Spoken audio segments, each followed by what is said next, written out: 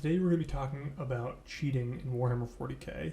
Specifically, we'll be talking about why people cheat, how they cheat, and then how we can fix it. As always, I'd like any feedback you have or to hear any stories of experiences you've had with cheating. If you enjoy this video, please remember to like, subscribe. I've also included some footage of Chivalry 2 to give you guys something to look at during this video too. Let me know how you like that. So without further ado, the video. Cheating is prevalent in all aspects of life. School, sports, investing. Warhammer 40k is no different. Psychological studies show that people will cheat in permissive environments where there's a reward. Some famous experiments involve letting people self-grade their tests and then getting a financial reward based on the number of questions they reported getting correct. Testers would score drastically higher than normal when they were able to shred their tests and then report how many questions they got correct. Ultimately, people are constantly making risk-reward calculations based on the benefit of cheating and the risk they'll get caught. It's an unpopular opinion, but everyone has the propensity to cheat. It's human nature. However, some people are far more willing to cheat than others if given the opportunity. Car locks don't stop a motivated criminal from breaking into your vehicle, but there are plenty of handle checkers who would take advantage of an unlocked car. In this video, we'll focus on the different types of cheating that players can do in Warhammer 40k and how to create an environment where we can actually prevent it. Before we talk about cheating specifically, I'd like to talk about the rewards of cheating in Warhammer 40k. The first one is pretty obvious: money. Some tournaments have financial rewards for winning, thus someone who is motivated financially might cheat. Similarly, a professional Warhammer 40k coach might be tempted to cheat to keep up their facade of being good at the game because their business is dependent on them being perceived as good. Tournament ranking and glory is number 2. The International Tournament Circuit, or ITC, gives people the opportunity to brag on the world stage. If you do well enough at a tournament, your list and strategy might even be featured on a podcast. You might even get to be on an episode. If that limelight is what you crave, then maybe you'll be motivated to cheat for glory. But what about casual games or small fish RTTs at your local game store?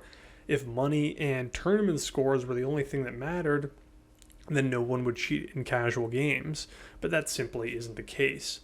The next reason for cheating is cognitive dissonance, and I actually think this is the most compelling reason that causes people to cheat.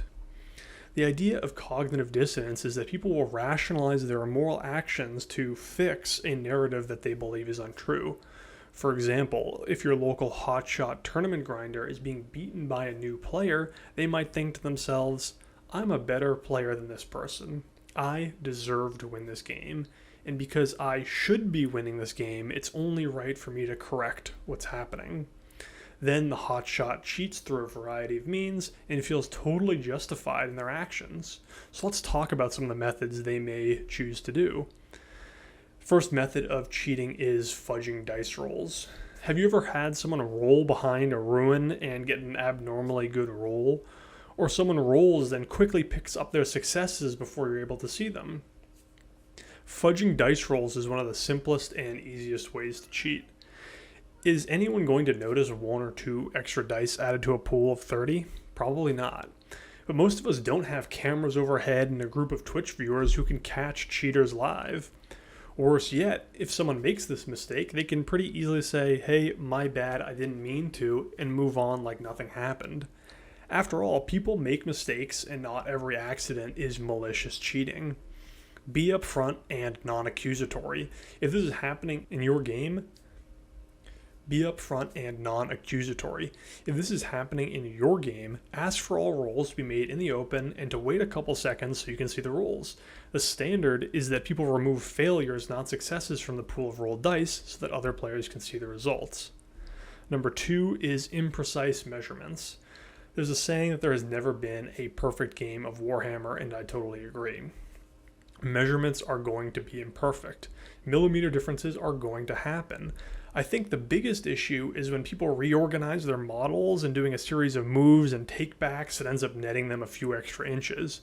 It sucks to say this, but going to the bathroom during your opponent's movement phase is going to give them an opportunity to cheat easily if they want to. You don't have to watch someone like a hawk, but simply paying attention and saying, hey, I think you moved that guy a little extra, will drastically reduce the occurrences of imprecise measurements. Another easy way to avoid these measurement issues is to clearly state your intent beforehand with measurements. If your opponent tells you that their max threat range is 22 inches, a 10-inch move and a 12-inch charge, then you can state your intent that your models are 22.1 inches away during your movement phase. Once that agreement is made, your opponent cannot fudge that extra 0.1 inch to get in range because you already agreed that it would not be possible to ever make that charge. Playing by intent will greatly reduce your opponent's ability to take advantage of you with these little minute movements. I quickly wanted to talk about parallax error here. People are bad at judging distances, and I wanted to explain why. In this high quality artist rendition, you can clearly see that each player will view where the ruler ends differently based on their angle of view and height. Putting rulers closer to the ground and viewing them from above as opposed to an angle will reduce the error. The takeaway from this is that I am a good artist and that you're probably overestimating your movement in game. Number 3 is incorrect rules. Warhammer 40k is a complicated game with a huge library of changing rules and sort of, but not quite, similar rules between factions. Someone once told me that I was expected to learn every rule of every army, and I think that's dumb and unreasonable. We have rulebooks for a reason, and everyone should have their codex at a tournament. The burden of proof is on the active player. If something seems incredibly strong or just different than normal, you should ask to read that rule or have them read it out loud for you. Once more, you don't have to be accusatory here. Something as simple as, oh wow, that seems really powerful. I have a similar ability, but it doesn't let me do the same thing you just described. Do you mind if I read it to see how it's worded? Will go a long way. I once had an opponent tell me in a game that their Poxwalkers had a 4+ feel no pain and got to do a 6-inch movement at the end of their phase. So you can imagine my surprise when this guy starts moving his Poxwalkers nearly 20 inches across the board on turn 1. They have a 5+ feel no pain and have no such movement ability. When I asked him to show me the rules, he ended up backing down and saying he must have just, misread it. But this was at a tournament game. I honestly don't understand why he tried to cheat so egregiously at a tournament, but it happened. You don't have to know how every faction plays, but if something seems dumb, dangerous, or different, you should ask to see the rules. A tournament organizer, also known as a TO, can help handle these disputes, but we'll get more into that later. Number 4 is slow play. The last form of cheating I want to talk about is slow play. The idea behind this form of cheating is that if a tournament game reaches a time limit, the person who scored the most points by that time would be declared the winner. I once played against an Alpha Strike army that was in my deployment zone on turn 1, but I also never even got to start my turn 3 due to time.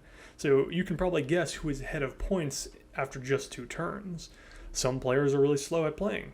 The easiest way to fix this is to use a chess clock or quietly ask a TO to observe your game for intentional slow play. However, the chess clock can be weaponized against you as well. People talk like the chess clock stops slow play from happening entirely, but in reality it just changes the game the cheater needs to play. A determined cheater will constantly ask you questions on your turn. They'll ask you to explain every rule, remeasure every distance, and justify everything you do. This way they burn your time and get a near auto win as they run circles around you on the last couple of turns. These last couple of egregious cheating methods limit how much you can reasonably fight back by yourself. Like with any form of cheating, you should go to your local judge or TO and explain the situation. If your opponent is cheating against you, they'll likely cheat against other people too. When you confront a cheater, you're not only protecting yourself, but you're protecting the integrity of the game, the tournament, and the experiences of other players. If the first time you complain about a cheater is at dinner with your friends, then you're doing yourself and the hobby a disservice. Tournament organizers are there to help you. Give your opponent the benefit of the doubt, but ask a judge for help if you're unable to fix the situation on your own. So those were the methods of cheating: fudging dice rolls, imprecise measurements, incorrect rules, and slow play. There are so many other things players can do, and I'd like to hear your stories below. Tell me about your experiences with cheating and what you think we need to do as a community to fix this problem. Thank you, and have a wonderful day.